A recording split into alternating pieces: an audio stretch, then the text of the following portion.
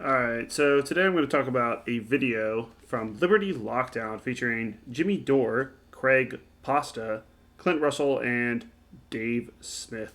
Now, this is kind of an interesting one because you have two libertarians, Clint Russell and Dave Smith, and then two, I guess you would say, populist left. At least they were at one point, Craig Pasta and Jimmy Dore. Though Jimmy Dore is moving closer and closer to kind of the Tucker Carlson crowd. He's a big fan of Tucker Carlson, but he used to be part of the Young Turks, and he's kind of ventured out on his own. And they're going to talk about Russia, and it's very interesting because this guy Craig Pasta is going to make the point that he actually supports the Russian invasion, and Clint Russell and Dave Smith oppose the Russian invasion, but they can't really seem to figure out why. And I do find this interesting because the problem the libertarians are having is they kind of concede all the points that these uh, farther left people will say make about the Russian invasion, and but they can't really come up with an argument of why Russia shouldn't invade. Now, I personally do not think Russia should invade, but I can actually come up with some points of why they shouldn't. And we'll just watch this video and see at least parts of it. It's like an hour and a half long, but they get into some other issues like healthcare later. The Russian portion takes up maybe 20 minutes. But it is interesting because rarely does someone like Craig Pasta just openly say they think the Russian invasion is good. And I do think this is important for people to have actual ways to combat people that say that the invasion is good. And these libertarians just can't do it. They haven't figured out a way to say that Russia shouldn't invade Ukraine because they kind of buy the entire narrative that Craig Pasta is about to give, and then they kind of stop right at the end. But let's go over it, and we'll see if we could fill in the blanks of the things Craig Pasta leaves out. So I'm going to start about 3 minutes in. About 8 minutes in. Most consistent politician of anybody to hold an office in Congress when it comes to foreign policy. The best policies has been Ron Paul. I mean, he's been consistent. Obviously, I supported Tulsi Gabbard, but I don't think she's been as consistent as Ron Paul has been. So that has always made me keep my eye open on the Libertarian Party. But with everything going on right now, as far as you know, freedom of speech, Julian Assange, the demonetization of all these shows, we have all experienced this. The Libertarian Party has come more into light, and then also we have the Mises Caucus now taking control of the party itself. And congratulations to Angela, for sure, McCardle, who is the now chair of the Libertarian Party, who just had a baby, right? So, I mean, congratulations to her as well. But there are questions that remain to be seen. Jimmy has said before, Dave and Clint, so you both know, it's, in the last show, Medicare for all is something that's important to him. Medicare for all, how do we get that done? But I also want to start on foreign policy first, because I think it's important. And I'll start off, and I'll ask you a question, Dave, and then maybe Jimmy, you can jump in after Dave gives his opinion if you have anything to add up. And then Clint, why don't you back clean up and then give your opinion as well? Sure. Because I've said this before. Sometimes I feel the ideological handcuffs of the libertarians and the Libertarian Party can be a problem.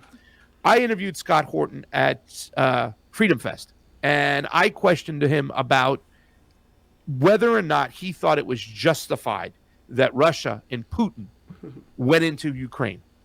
Because I am standing here, and I'm an anti-imperialist leftist. I don't believe in war as well, but I am also a realistic person about what's going on. And I don't think that the Russian Federation and Putin were left any choice. So I'm going to pause it there for a second. So he's an anti-imperial leftist. One thing you'll notice about someone like Craig Pasta and Jimmy Dore is what they are saying is they actually support every invasion that an adversary of the United States does. So he supports all the Russian invasions. He'll get into it a little later, Crimea as well. But he supports Russia taking Georgia. Craig Pasta, and Jimmy Dore deny all the massacres that happened in Ukraine. They deny Bucha. They actually did a video, I'll probably do one on this later, where Jimmy Dore actually thinks it's good that they're sending, in some of these occupied territories, they're sending some of the kids to re-education camps in Russia. Even Russia's admitted they're doing that, which is interesting, but they don't call them re-education camps. They just say they're sending them to summer camps. So they take the Ukrainians from the occupied areas. Russia's occupying about 20% of the country right now, especially a place like Mariupol. They send them to Russia, some camps as far as Siberia, and they send them to re-education camps for 4 months, 5 months. There's some people have said they've gone for almost an entire year, and then some of them don't return. Some of them get tortured, and then some of them get sent back to their parents, and they're told, kind of in Soviet style, Putin using his KGB tactics to rat on their parents if they speak Ukrainian, if they support the Ukrainian government, or anything like that. So they're trying to re-educate the little kids. Jimmy Dore supports this. So does Craig Pasta. So this is kind of interesting that the libertarians don't see this. I feel like they kind of do. They're just unwilling to push back against it, and it's kind of unfortunate because, he should just. Well, we'll see Dave Smith's response, but he should just straight up ask him, okay, is any invasion by Russia bad? And the answer is no. They've said all the massacres didn't happen.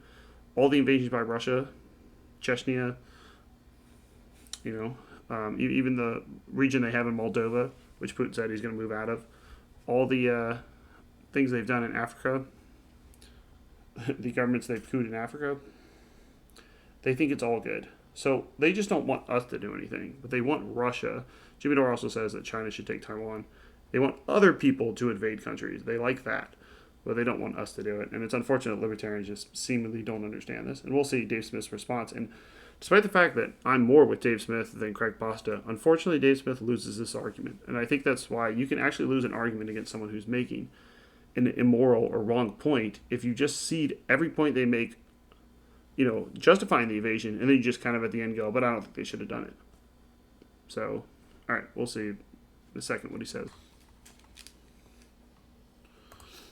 I heard you on Rogan, Dave, talk about the same thing, and you kind of had this whole mindset of like, hey, man, I'm a libertarian. I am anti-war. I don't want to get involved. But how can we say that Putin wasn't justified for going into Ukraine after 8 years of the government being overthrown? You both mentioned on that last show you went on the Victoria Nuland situation. So I'd like to hear your point of view on that. And the reason why I'm bringing that up is because I think that kind of leads to inaction. If we stick to our ideologies where we can't be for any military intervention after all these things have happened, how can we make decisions, outside of what we honestly believe when it's necessary to make those decisions in foreign policy? Well, so your concern is being if there was too much anti-interventionism, like in Russia or something like that, so they wouldn't support them invading Ukraine. Well, look, I mean, the truth is, and this is an interesting position for me to be in because I'm always arguing how America isn't justified in their interventions, but I think that Vladimir Putin, look, the United States foreign policy for the last 30 years, particularly toward Russia since the fall of the Soviet. So notice how he starts. He's going to go into a ramble about the United States. Notice how he said Vladimir Putin, then he goes, the United States. And he's not really going to say anything about Vladimir Putin. This is an interesting admission by Dave Smith. He's never really been challenged on this. It's an easy answer. But when they took Crimea in 2014, they then immediately funded separatists in the Donbass, which is in Ukraine, and then also invaded the Donbass with the Wagner Group, not Wagner, Wagner Group, and then lied about it. And then finally Putin admitted it when the Wagner Group tried to do a coup on him. Знали об этом? Содержание всей группы Вагнер полностью обеспечилось государством. Из Министерства обороны, из государственного бюджета мы полностью финансируем. So he is in a weird position where he says there was a coup, and he seemingly accepts that somehow. It's hard to tell if Craig Pasta thinks the Donbass is part of Russia, because Russia does make claim to that land, despite the fact that when the Soviet Union fell, it's been part of Ukraine, and basically everyone agrees that it's part of Ukraine. But we'll see him blame America, of course. Here we go. Let's see if he can actually combat this.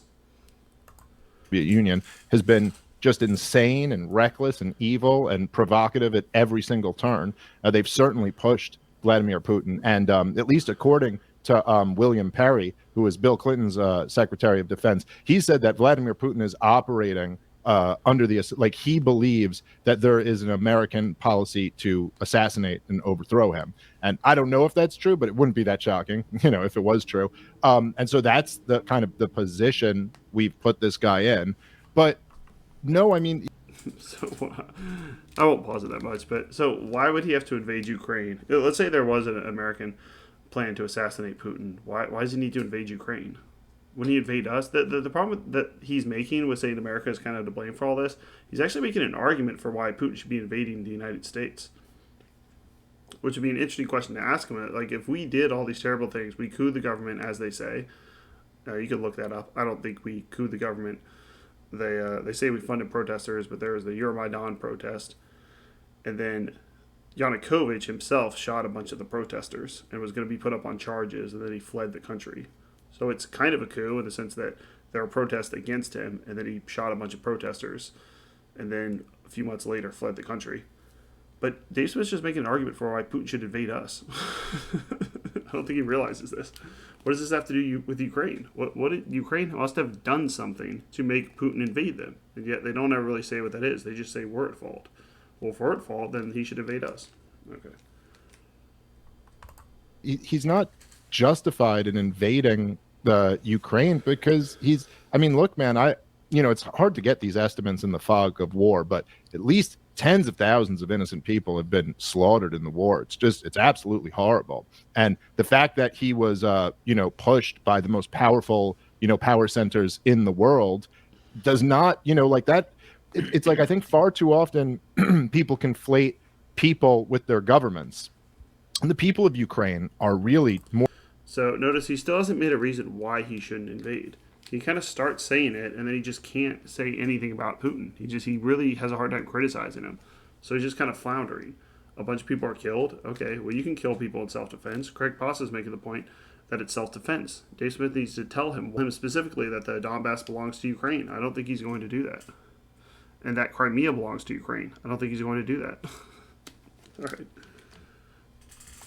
More victims of their own governments than anybody else. I mean, obviously, there's some very, very nasty groups in Ukraine. You have the C-14 and the Right Sector guys and Sabata and all those guys. But there's also just a lot of people in Ukraine who lived under the incredibly corrupt government of Yanukovych, the corrupt Poroshenko government, and now the corrupt Zelensky government. And these, by the millions, they're having to flee now because of this war. Just tons of innocent people being killed. And they're always like, there had to be some other option of how Vladimir Putin could have handled this. I think Scott threw out the example of, he could have cut off all natural gas to Europe. He could have basically enacted the pain of all the sanctions that we're all feeling, immediately. I mean, the guy, he could have dropped a nuke in the ocean. I mean, I don't know. There's just got to be a lot of other options.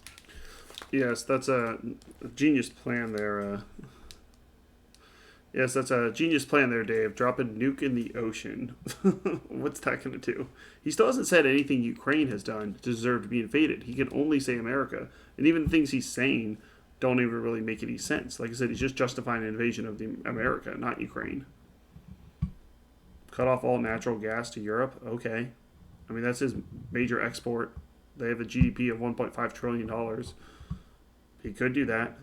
But they're a fairly weak economy, so I don't think he wants to take his biggest export and cut it off.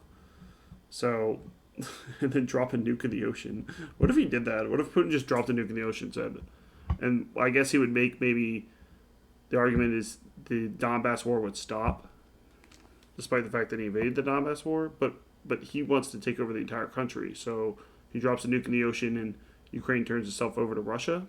He doesn't really explain. He still hasn't given any reason. That's why I said Craig Pasta unfortunately wins this one, even though he's 100% wrong.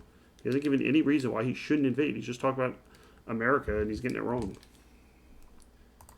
Besides invading. So I absolutely think he was provoked and put in a terrible situation, that the U.S. foreign policy has been evil and reckless. But I'm never, once you get in the business of killing innocent people, then no, the term justified doesn't really apply.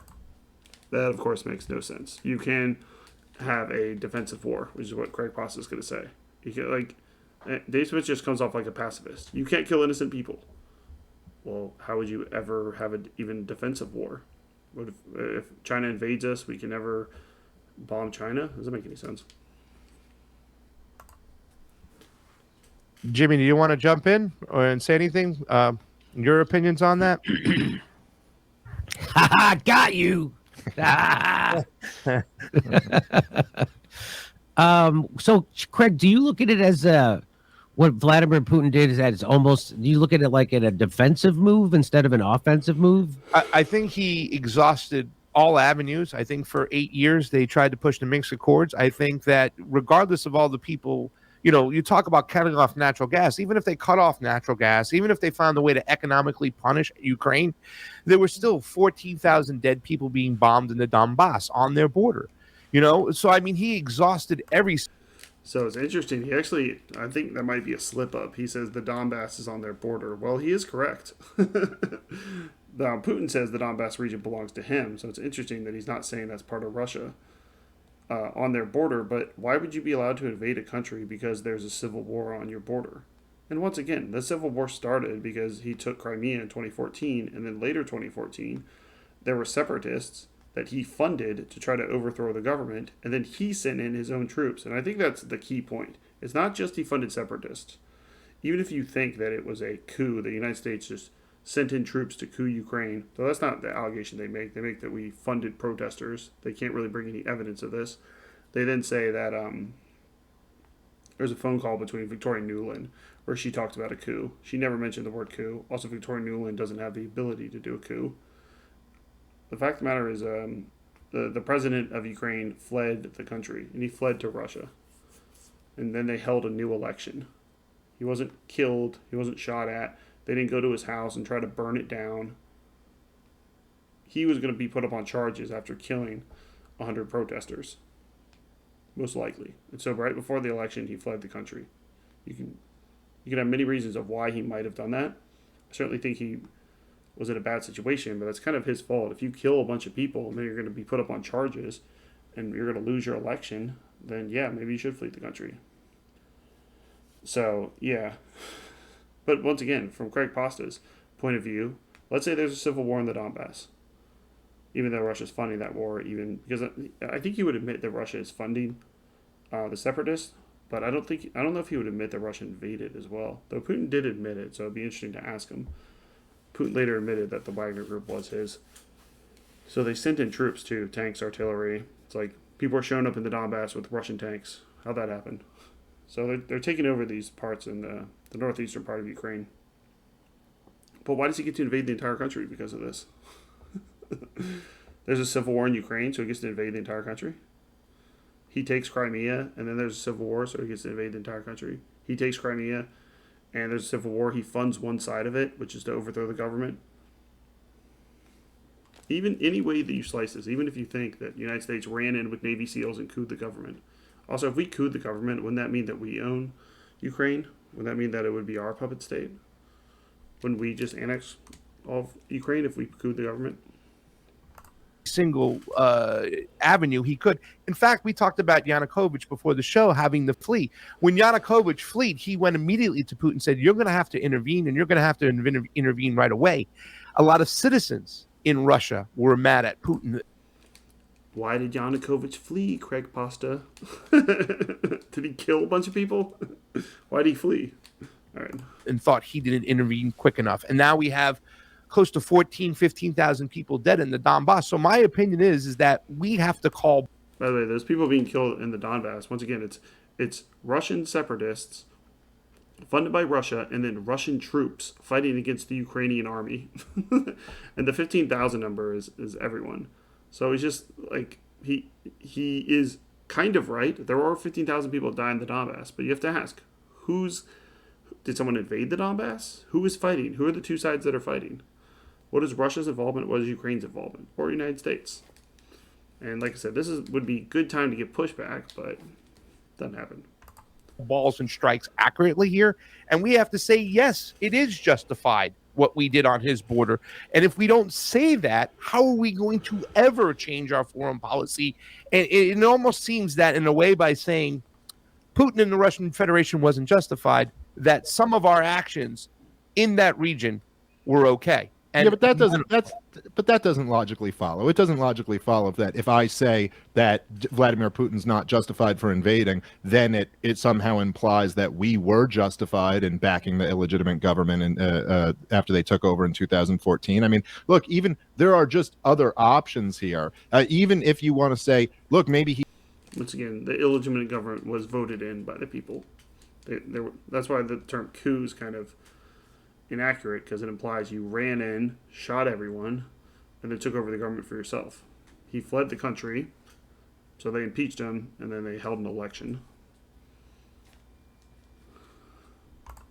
Even seizing Donbass or something like that would have been like in order to stop that conflict would have at least been more justified. But to also invade the western part of the country and also, just like the amount of innocent people dying. I mean, I'm not going to be able to say that that's justified. I wouldn't. So that's the first good point Dave Smith made, and I wish he would kind of push on it more. Putin invaded, from all parts of Russia that he could, including going into from Belarus. He invaded from Belarus as well, going into Kiev. So why is he going? If it's just about the Donbass, why doesn't he invade the Donbass? Why is he invading Mariupol? That's not part of the Donbass. Why is he invading Kiev? That's the capital city. That's not part of the Donbass. So good point by Dave, but he doesn't really push him on it. I find it justified if my government did it. I think my government would certainly do it if put in the same situation, probably with a much heavier hand. But I would still say that's not justified. So I don't necessarily, I don't think it's like it weakens the argument anymore. I don't think my anti-US imperialist argument is weakened by not, claiming that this war is justified. It seems a little fence sitting for me. It really does. I mean, it's like, oh, I know my government would have done that. They were on my border. They even threatened to get nukes. I mean, there has to be a way where we can say, listen, we have. Once again, no pushback. They threatened to get nukes. I think what he's referring to is they wanted to join NATO, so I guess that means that you're getting nukes. By the way, there's 4 NATO countries on Russia's border. None of them have nukes. The only person who has nukes is Russia. So, also, we all have, well, the United States does, China does. We have nuclear submarines, so if we wanted to drop a nuke on Russia, we could do it within a few minutes. So, well, assuming the nuclear submarines are there. So this idea that it's like we need to put nukes in Ukraine, why would we do that? We would just use our nuclear submarines. He's going to do this if we're going to press the buttons, if we're going to instigate this on his border, and by doing so, that will give us more of a press, I feel, to hold our government more accountable for their foreign policy. I mean, what do we accomplish by saying that Putin is justified?